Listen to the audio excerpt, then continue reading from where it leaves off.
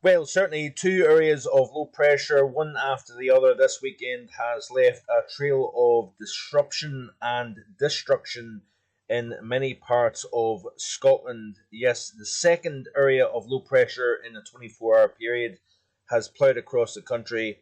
Relatively rare in itself, but the second feature, Storm Corrie, of course, followed the path of Storm Malik on Saturday, causing all sorts of issues. Um, the second system, in fact, may go down as one of the weakest high impact disruptive storms on record for Scotland. Because we've been left with scenes like this here. This was the A9 this afternoon near Aviemore. It looks as if you would actually think a tornado rattled through the area based on the amount of damage. You typically see one, two, three, maybe four big trees blown over in a given area, but to see an entire section of tree line get wiped out in a wonder, and this, by the way, was a pretty typical sight in many areas along the A9 this afternoon, and yeah, pretty remarkable stuff. And even more remarkable is when you look at the meteorology and some of the information that we've been receiving from the charts. It really does represent quite a rare system when all is said and done here, and I'll show you exactly in just a second here. The speed at which the wind picked up, came through, then dropped off was pretty unusual, and also the central pressure of the area of low pressure may in fact be one of the highest pressures to generate wind speeds that was seen, 92 miles per hour in Stornoway, 105 miles an hour in Newmarket, which is literally just outside Stornoway, an unofficial wind speed, of course, 92 or 93 miles per hour, I believe, in Inverbervie, which, a day before that was seen a gust close to 90 miles per hour in Inverbervie as well. Loch Lisgarnock, 77 miles per hour with Corrie 24 hours previous. With Storm Malik, was seen an 80 mile per hour gust, and even up on top of Cairngorm Summit, 4,000 feet above sea level, on Saturday, Storm Malik produced a wind gust of 148 miles per hour, probably the strongest in 4 or 5 years for the UK. And then, of course, 24 hours later, with Storm Corrie, was seen a gust in excess of 120 miles per hour.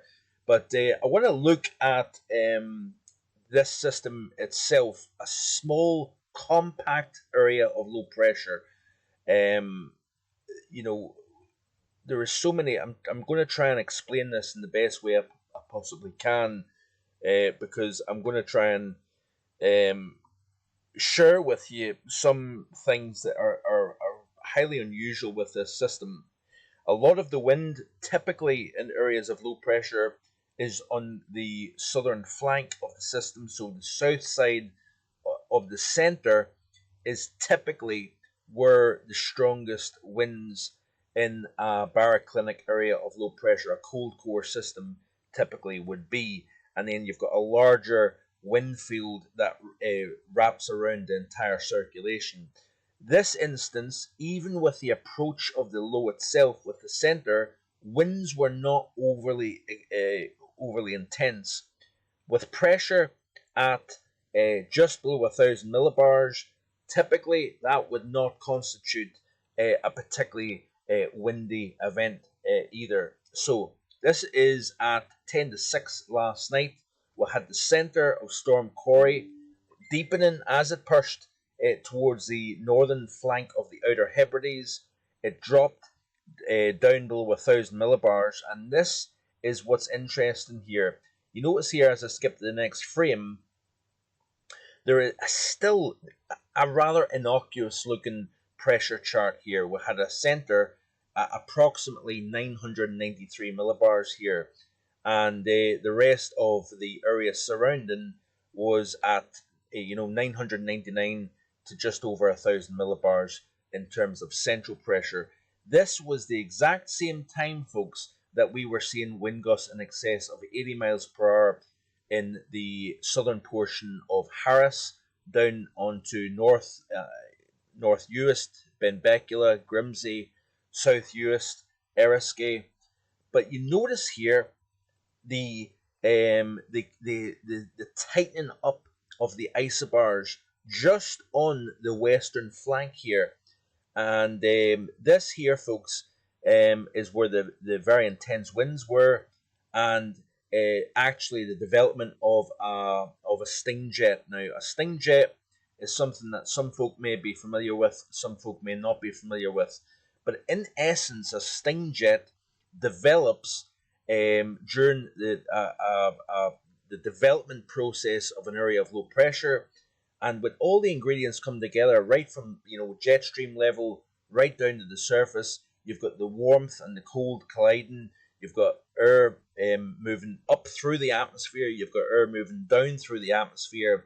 And sometimes what you get is when everything comes together just right, with the jet stream strong roaring overhead, and with a developing area of low pressure within and beneath that jet stream, what happens is you start to get a partial of air that basically transfers energy down through the atmosphere, and eventually it reaches the surface here. And what I think's happened is we've had the development of a sting jet over north and south, not over north and south US, but over Lewis and Harris.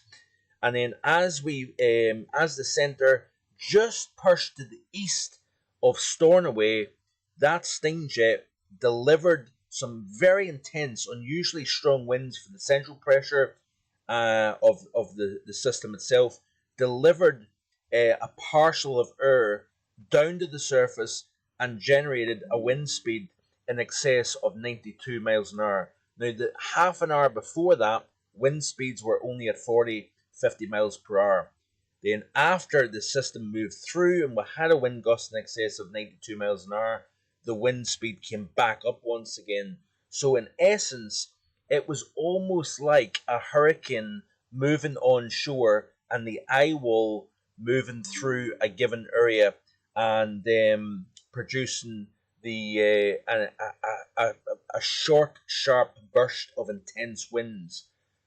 And as you can see here, this system, as the Outer Hebrides got battered and along the west coast of Scotland, the central pressure was not that far below 1,000 millibars. So that is highly unusual to see such intense extreme winds with a central pressure not that low indeed. So certainly very, very interesting indeed. You see here, this is the wind speeds in kilometers per hour, and you can see here very intense winds over the southern Hebrides here. Then in the next frame, we get a sudden gust of wind, 140 kilometers per hour. Then it actually goes up to 148 kilometers per hour. At the very same time, we're seeing wind speeds only of 50 miles per hour at Albay on the west coast of the mainland here. So in essence, at this moment in time, the centre of the system was over the northern portion of the Minch. We had the most intense winds crossing Stornoway, while at the same time, on the other side of the centre, we had wind speeds of only 48 kilometres per hour in Loch Lisgarnock and 85 on the west coast here. The next frame to that, we see a sudden rise in wind speed, howling intense winds of 60 to 70, 80 miles per hour. Still strong over Stornoway, but you notice here that the winds quickly drop off. And then, of course, as the centre moves east, always the strongest winds, of course, focusing on the western flank of the low. Those winds then transfer across the country, causing all sorts of damage and disruption across the country here. And you can see here that even by the time we reach, just before midnight, wind speeds are nowhere near intense, even through the central portion of the Highlands here. So it was a rapid, moving, extreme wind event that was associated with the tail, almost like a scorpion's tail here on the backside of that frontal system here. The dynamics were truly incredible, and this system will certainly go down as a rare event, I think, Nothing unusual for Stornoway. The strongest wind gust 113 miles per hour recorded some 8 years ago.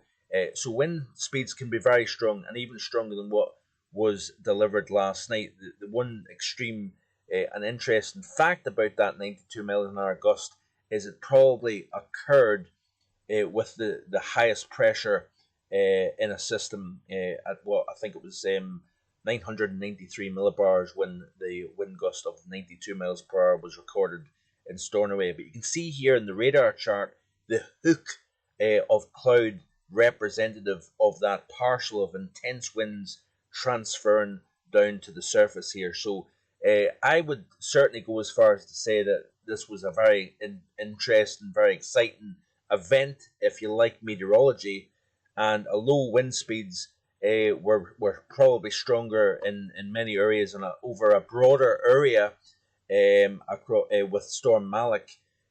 Certainly the dynamics that were at play with Storm Corrie certainly were very noteworthy indeed. What am I looking at now? We're looking at the Saturday morning storm over the far east of Europe. Here was Corrie moving into the British Isles during the course of last night, and of course we were talking about the big snowstorm that took place over the northeastern portion of the United States. Very, very cold air left in its wake.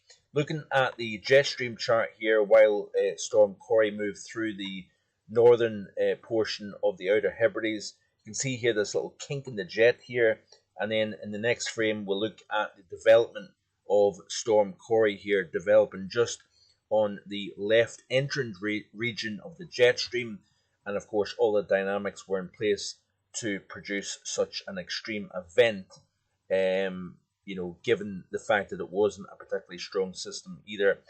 Strong jet stream winds coming out of the northwest during the course of today, ushering in modestly cold air, as you can see here, and that will eventually start to spread out. As you can see here, that area of high pressure in the southwest has just been incredibly relentless over the Bay of Biscay and near the Azores. Just a remarkable feature here, and what we're going to see as we go through the next few days, we're going to see more weather coming in into the British Isles here. Let's have a quick look before I round up, and you can see here, let's get the right chart, and this is the current setup here. Of course, Storm Corrie literally not on the charts, and the reason why is because it was a very innocuous feature. This is the remnants of Storm Malik, still at 989 millibars, by the way. That's pretty impressive indeed. Jet stream still strong crossing the North Atlantic, and you can see here weather moves in to the northwest through the course of tonight. Gale force winds over the northwest Highlands and Outer Hebrides, and then as we press through the course of the week, we've got more weather coming across the top of that area of high pressure into the UK, deepening area of low pressure towards the end of the week, and we get the associated cold front sweeping through the course of the end of Thursday and into Friday here. As you can see here, colder air on the backside. We may get some snowfall associated with the colder air following the frontal system. But notice here at 952 millibars, pretty deep area of low pressure. Could see some pretty strong winds, heavy rainfall, followed by snowfall once the frontal system pushes through, and you get the overall idea. I'll have more on the February forecast through the course of tomorrow. But thanks for watching. If you like the video, please hit the like button, share and subscribe, and of course hit the bell for the latest notifications on your device. Hope you have a great night, and I'll be back again tomorrow with more. Bye for now.